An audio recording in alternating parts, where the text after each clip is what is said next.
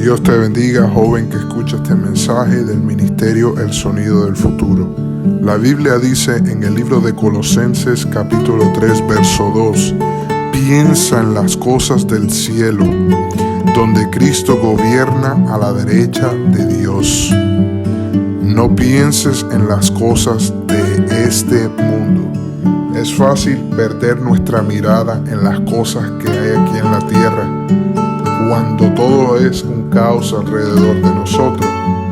Pero poniendo nuestra mirada fija en las cosas del cielo, significa poner las prioridades del cielo en práctica diariamente.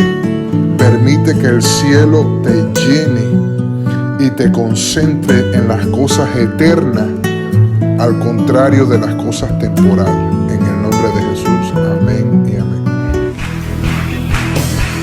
Abre mis ojos, oh Cristo, abre mis ojos, te pido.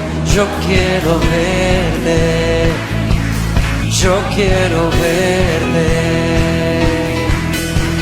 Abre mis ojos, oh Cristo, abre mis ojos, te pido.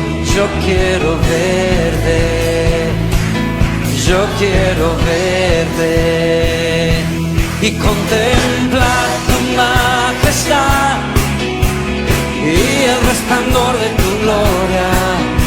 Derrama tu amor y poder cuando cantamos santo y contemplar